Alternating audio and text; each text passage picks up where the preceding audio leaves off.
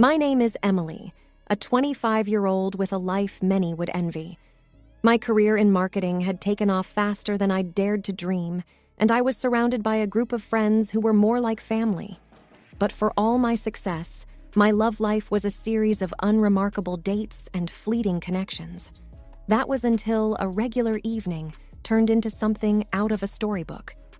It was a casual dinner with friends at a new restaurant, Savory Secrets. The place had a buzz about it, a mix of modern chic and cozy comfort.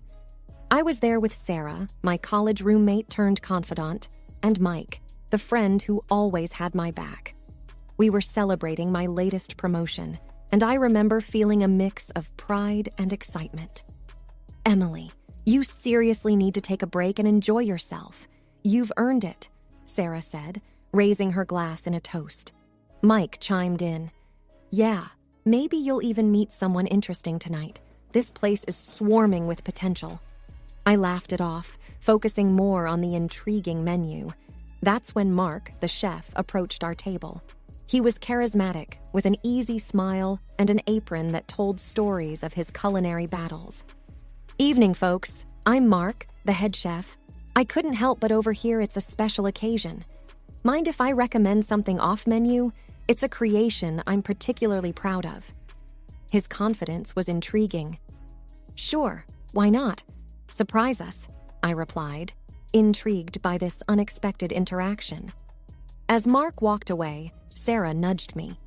"He's definitely interesting, right?" I brushed off her suggestion, focusing instead on the ambiance and the laughter of my friends. But I couldn't deny there was something about Mark that caught my attention. When the dishes arrived, they were a work of art. The flavors were complex and delightful, a perfect balance of innovation and comfort. Mark returned to check on us, and we struck up a conversation. He spoke about his journey as a chef, his dreams, and his passion for food. It was captivating to see someone so dedicated to their craft. "You really have a talent for this," I found myself saying. "This dish is amazing." Mark's eyes lit up with genuine appreciation. "Thank you, Emily. That means a lot. I hope I can cook for you again sometime." The night continued with more laughter and stories, but there was an undercurrent of something new and exciting. As we left the restaurant, Mark caught up with us at the door. "It was great meeting you all. Emily, I hope to see you back here soon. Maybe next time you can try another one of my special creations." His words lingered with me as we walked away. Sarah and Mike teased me about the obvious spark, but I brushed it off as just a pleasant encounter. Over the next few days, thoughts of Mark and his culinary magic kept drifting into my mind. There was an undeniable connection, something I hadn't felt in a long time. It was a feeling of curiosity, of wanting to know more about this person who had appeared so unexpectedly in my life. Returning to Savory Secrets became a new routine for me. Each visit was an opportunity to dive deeper into conversations with Mark. Our chats moved from culinary arts to dreams, aspirations, and shared laughs. It was refreshing, easy, and before I knew it, we were seeing each other outside the restaurant. One evening, as we walked through the city park, Mark turned to me and said, "You know, Emily, I've never met anyone who gets my jokes as much as you do." I laughed. "Well, I've never met anyone who can cook as well as you do. Guess we're even." Our dates were simple but special. We'd go for long walks, try out new cafes, or sometimes just sit and talk for hours. It felt like we'd known each other for years, not just weeks. One night, sitting on his couch, sharing stories of our childhood, Mark looked at me with a seriousness I hadn't seen before. "Emily, I don't know how to say this without sounding like I'm rushing things, but I feel something strong for you, something I haven't felt in a long time." His vulnerability struck a chord in me. "Mark, I feel the same way. It's like we found something rare and precious." The conversation that night was a turning point. We both acknowledged the deep connection we felt, and it wasn't long before we were talking about a future together. Things moved fast, and some of my friends, like Sarah, were cautious. "Emily, aren't you two moving too fast? I mean, it's great, but it's only been a couple of months," Sarah expressed her concern one day over coffee. "I know it seems quick, Sarah, but with Mark, it just feels right. I can't explain it," I replied, trying to convey the certainty I felt in my heart. Mark's passion wasn't just limited to his work. He was equally passionate about our relationship. He'd surprise me with little notes, impromptu dates, and always made sure to listen and understand me. It was a level of attention and care I hadn't experienced before. One evening, while we were having dinner at my place, Mark brought up the topic of marriage. "Emily, I've been thinking, what we have is unique. I don't want to wait to start our life together. How would you feel about getting married?" I remember feeling a rush of emotions, excitement, joy, a little bit of fear, but above all, a deep sense of connection. "Mark, I would love that. There's nothing I want more than to be with you." Our engagement was a whirlwind. We planned a small, intimate wedding, just close friends and family. The day was perfect, filled with love, laughter, and the promise of a future together. Looking back, those months were a blur of happiness. I had found someone who understood me, who shared my passions, and who made every day brighter. It was a romance out of a fairy tale, and I was fully immersed in the magic of it all. Our first year of marriage, a blend of joy and adjustments, was unfolding in ways I hadn't anticipated.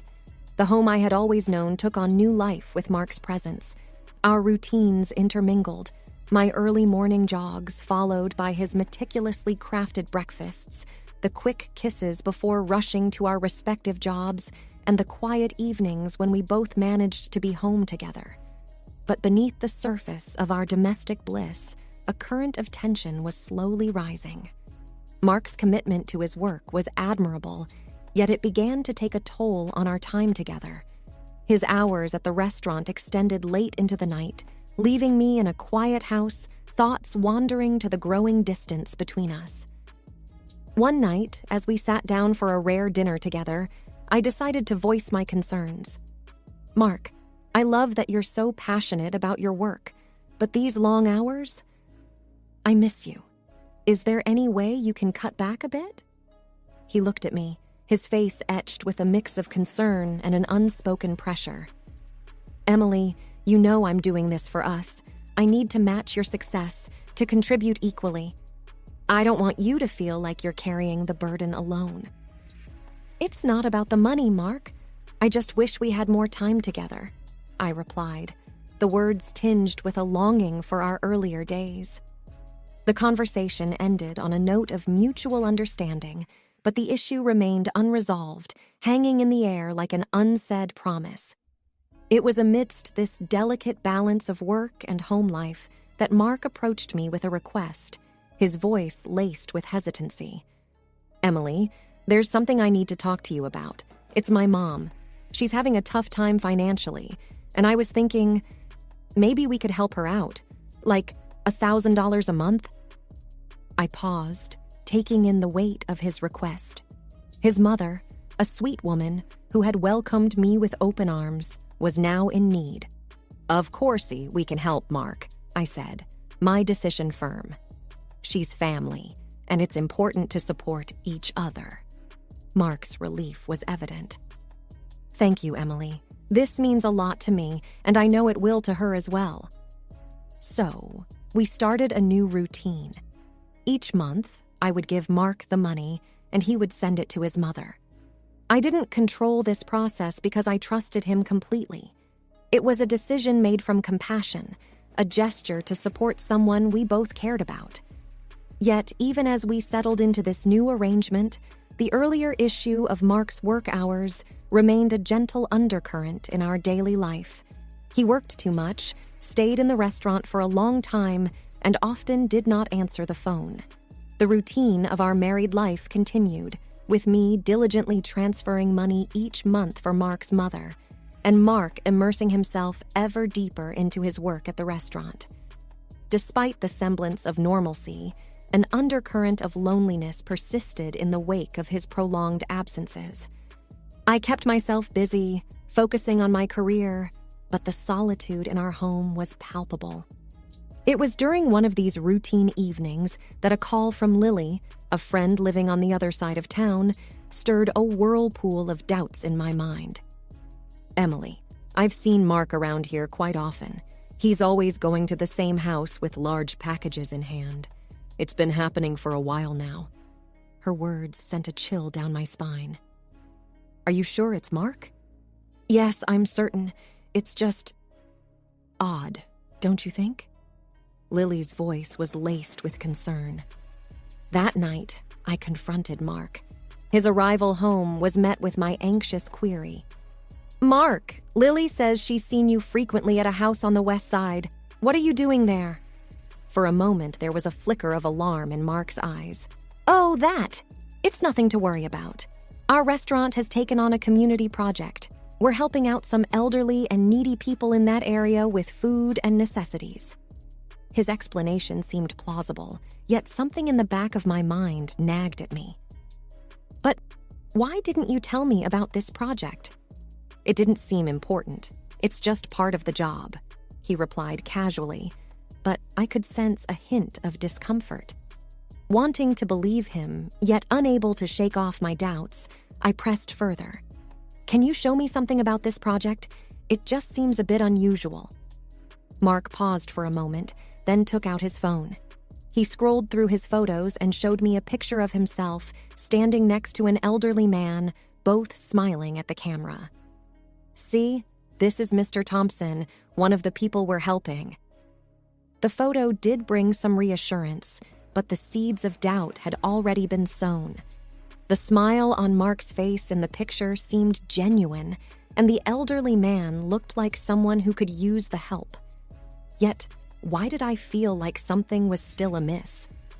That night, as I lay in bed, Mark's regular breathing beside me, I couldn't help but feel a mix of relief and lingering suspicion. The photograph had partly allayed my fears, but Lily's words echoed in my mind, and a small part of me still questioned the truth of Mark's explanation. The days following the conversation about the charity work and the photograph Mark showed me slipped by in a haze of half-hearted reassurance. I wanted to believe Mark, to trust in the life we had built together, but the seeds of doubt, once planted, refused to wither away. My uneasy peace was shattered one afternoon by an unexpected delivery. A courier van stopped in front of our house, and a young man rang the doorbell, a large box in his arms. "Package for you," he said, handing me a clipboard. Confused, I looked at the box and then at the delivery note. "There must be some mistake. We didn't order this." He checked the address and the name on the note. "It's all here, correct address, signed off by a Mark. It's baby supplies, diapers, baby food." I felt a chill run down my spine. "Baby supplies?" "Yeah. You sure they're not yours?" he asked, a puzzled look crossing his face. "No, they're not," I replied, my voice barely a whisper. The courier scratched his head. "Well, maybe your husband ordered them for someone else. He orders similar stuff to another address quite often." His words struck me like a lightning bolt. Another address? The same one Lily had mentioned seeing Mark go to with packages? I handed the box back to the courier. "There's been a mix-up. These aren't for us." The courier seemed to sense my distress. "Maybe your husband just got the addresses mixed up." Happens sometimes. As he drove away, I stood there, rooted to the spot, my mind racing. The coincidence was too glaring, the implications too stark to ignore. I needed answers, and I needed them now. Determined, I went inside, grabbed my keys, and headed straight to my car. The address, the same one Lily had seen Mark visiting, was now my destination.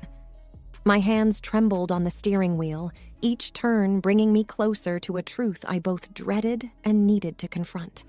The drive felt surreal, as if I were moving through a fog of disbelief. How could my life, which seemed so perfect, unravel so quickly? What was waiting for me at that address? I tried to brace myself for what I might find, but deep down, I knew nothing could prepare me for the reality of betrayal. As I neared the address, my heart pounded in my chest. I parked the car, took a deep breath, and stepped out. The house in front of me looked ordinary, yet it held the key to the secrets Mark had been keeping. Standing at the doorstep of the unknown, my heart raced with a mix of fear and determination. The door opened, and a young woman appeared, her eyes curious and a little cautious. She was holding a toddler, no more than a year old. "Can I help you?" she asked, looking at me with a puzzled expression. I took a deep breath, trying to steady my voice. "I'm looking for Mark. Is he here?" Her eyebrows knitted in confusion. "Mark. Yes, he's here. Who are you?" Before I could answer, Mark appeared behind her. The look on his face when he saw me was a mix of shock and fear. "Emily, what are you doing here?" I could barely find my words. The sight of him in this setting felt like a punch to the gut. "I could ask you the same, Mark. What's going on? Who is this woman? And why are you here?" The woman looked from me to Mark, a growing sense of realization dawning on her face. "Mark, who is she?" Mark's voice was shaky. "This is Emily, my wife." The word wife hung in the air, heavy with betrayal. The woman's face turned pale, and she stepped back, her gaze fixed on Mark. "Your wife. You told me you were divorced." I felt the ground beneath me shift. Divorced? Mark, what is she talking about? Mark's eyes darted between me and the woman, his usual composure crumbling. "Emily, I can explain. It's not what it looks like." I shook my head, disbelief and anger swirling inside me. "Explain? How can you explain this?" The toddler in the woman's arms began to fuss, sensing the tension. She looked at Mark with a mixture of anger and hurt. "You need to leave, Mark. Now." Mark hesitated, his gaze lingering on the child, then turned to me. "Emily, please, let me explain. This is all a big misunderstanding." But the pieces had already fallen into place. The late nights, the secretive behavior, the baby supplies. It was all clear now. Mark had a life here, a life I knew nothing about. "Save it, Mark. There's nothing you can say," I said, my voice breaking. I turned and walked away, the sound of the closing door marking the end of the life I thought I had with Mark. The drive back home was a blur. Tears streamed down my face as the reality of Mark's betrayal sank in. He had been living a double life, and I had been oblivious, trusting him while he lied to me every day. When I got home, the house felt emptier than ever. The life I had built with Mark, the dreams we shared, everything felt tainted. I sat there, alone, trying to process the magnitude of what I had just discovered. The future I had envisioned with Mark was gone, replaced by a painful uncertainty and a deep sense of betrayal. The days following the revelation felt like walking through a fog. I moved through the motions of my daily life, but everything seemed dull and distant. The pain of Mark's betrayal was a constant ache, a reminder of the trust I had placed in him and how it had been shattered. Mark tried to reach out, his messages and calls filling up my phone, but I couldn't bring myself to answer. I needed space, time to think and to heal. The idea of facing him, of hearing his explanations, was more than I could bear. A few days later, I sat down with Sarah, my closest friend. Over cups of coffee in my now too quiet kitchen, I poured out the whole story. She listened, her face a mixture of anger and sympathy. "I can't believe he would do this to you, Emily.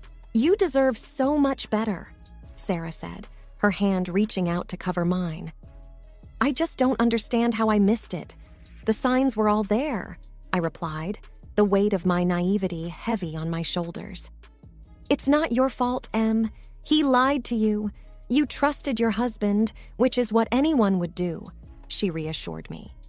Sarah's words were a small comfort, but the wound was still fresh. I knew I had to make a decision about my future, about my marriage. With Sarah's encouragement, I contacted a lawyer to discuss my options. The lawyer was sympathetic but professional, outlining the steps for a divorce and what I could expect in terms of legal proceedings. "I want compensation for this betrayal," I said, a newfound determination in my voice.